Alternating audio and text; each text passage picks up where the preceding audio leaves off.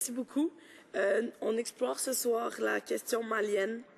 Donc, la situation est loin d'être rose pour le pays en ce moment, ni pour la région du Sahel. Après plus de 20 ans de démocratie, le Mali est présentement dans une situation de grave instabilité. À titre de Canadienne et de membre de cette Chambre, je me pose certaines questions sur la contribution du Canada envers les Maliens et les Maliennes. Dans une longue tradition qui semble maintenant révolue, le Canada était un leader mondial envers les pays africains, que ce soit par la présence sur le terrain, au travers de son réseau d'ambassades ou encore au travers des ONG. Donc, en fait, les Canadiens se sont lentement retirés de leur participation en Afrique. De la nouvelle politique étrangère à la politique d'aide au développement international, ce gouvernement est tout simplement en train de créer un dangereux précédent. Et je pense qu'il faut faire attention avec les précédents de ce genre-là, parce que de plus en plus, les critiques de nos alliés traditionnels se font entendre. Perplexes, ils regardent le Canada sans comprendre ce qui se passe. Les changements sont si drastiques que le ministre de la Coopération internationale a été obligé de créer un nouveau serment pour ses propres fonctionnaires, afin de les museler devant ce qui semble être une politique broche à foin, comme mes nombreux collègues ont pu vous l'exposer pendant ce débat. Donc l'ONU semble devenir plus un parasite pour ce gouvernement qu'un outil nécessaire. Donc le Canada, au tournant de la Seconde Guerre mondiale, a fait partie des membres fondateurs de l'ONU parce que nous avons cru à l'époque qu'une organisation de toutes les nations était une nécessité afin d'apporter une paix mondiale, mais aussi qu'ensemble nous étions et nous sommes toujours capables de prévenir la pauvreté, augmenter le respect des droits de la personne partout dans le monde, bref, s'entraider entre nations. La présence française au Mali semble avoir fait ses preuves en repoussant les troupes extrémistes et radicales, presque sans combat réel en fait. Donc la France a su repousser les groupes malveillants dans le nord du Mali. Nous en sommes heureux et nous espérons que le Mali sera en mesure de retourner le plus rapidement possible vers une situation de démocratie comme il l'a vécu les 20 dernières années, mais surtout de rétablir l'ordre constitutionnel. Je pense que c'est très important de le mentionner. Cependant, il semble que ces troupes soient retranchées vers les pays limitrophes, ce qui pourrait être de mauvais augure pour la situation d'une région qui est déjà affaiblie par une importante crise humanitaire. Monsieur le Président, je tiens à vous souligner quelques-unes de mes craintes. Donc, du Sénégal à l'ouest jusqu'à la Somalie à l'est, le Sahel est devenu une terre fertile pour les groupes extrémistes et radicaux. Devant l'instabilité au Mali, il faut craindre pour les pays qui sont limitrophes. Donc le Niger semble avoir un équilibre précaire et selon certains analystes, la Mauritanie pourrait aussi être la cible prochaine de groupes salafistes et wahhabites. Donc dans ce cadre-là, il faut penser à la fois à la crise humanitaire qui frappe durement le Mali, mais aussi à une solution à long terme. Il en va tout autant pour la région du Sahel. À cet effet, les agences des Nations Unies et leurs partenaires humanitaires ont lancé un appel consolidé pour l'année 2013. Donc on parle bien de l'année 2013 ici, et non des années précédentes. Environ 1,5 milliard de dollars sera nécessaire afin d'aider des millions de personnes touchées par la crise alimentaire à travers la région du Sahel. Seulement pour ce qui est du Mali, les agences onusiennes estiment qu'un appel consolidé de 370 millions sera vital pour l'année 2013. Donc, encore une fois, on parle de l'année 2013, Monsieur le Président, et non comme les membres du gouvernement aiment le faire, des années précédentes.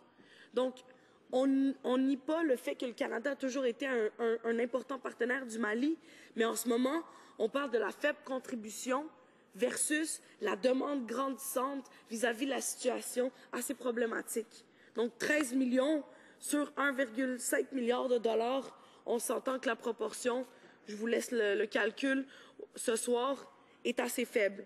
Donc l'accès et la sécurité sont parmi les éléments prioritaires.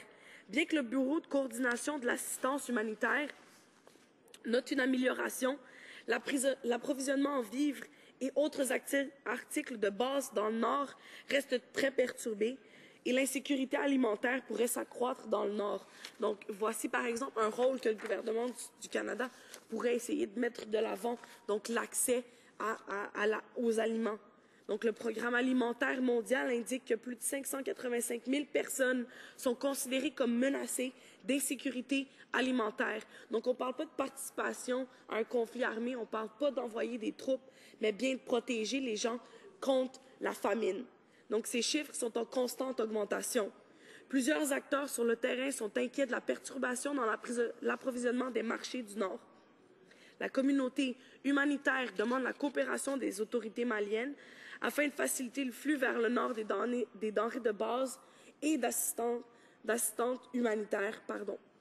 De plus, plusieurs explosions de mines dans la région de Mopti le long des routes principales vers le nord menacent les civils et pourraient bloquer les opérations d'aide.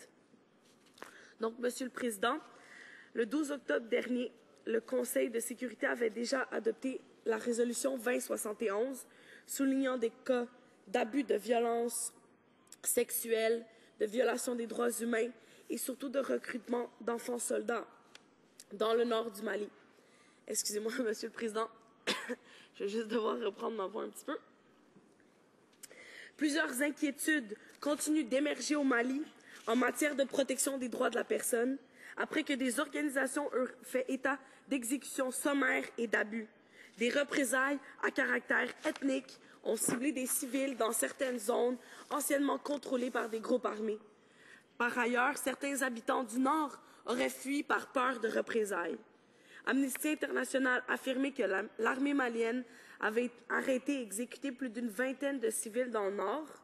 Donc, en fait, là, on voit une possibilité, par exemple, pour le Canada d'offrir une surveillance et un entraînement pour éviter ce genre d'abus et de violation des droits de la personne. Donc, une surveillance, par exemple, par le biais de l'AFISMA, donc de la mission qui est basée par l'Union africaine.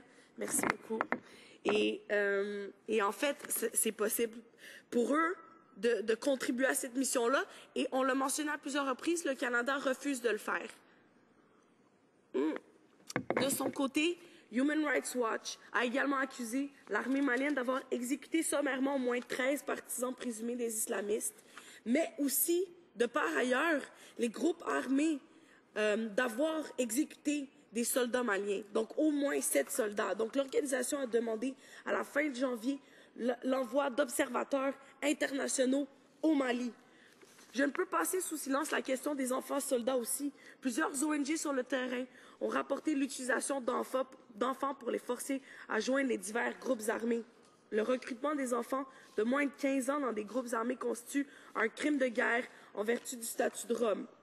Ces crimes de guerre ont des conséquences terribles pour toutes les populations, les enfants, les familles. Je crois qu'une attention particulière doit être entreprise sur ces cas d'abus et une action particulière, notamment du Canada. Autre fait troublant, selon Care International, il n'y a aucun service spécifique de protection de la femme ou de l'enfant qui a été mis en place. De son côté, le Bureau de coordination de l'assistance humanitaire souligne qu'il faut renforcer d'urgence les capacités d'intervention, surtout pour l'éducation reliée aux risques présentés par les mines, le soutien psychosocial et les violences basées sur le genre.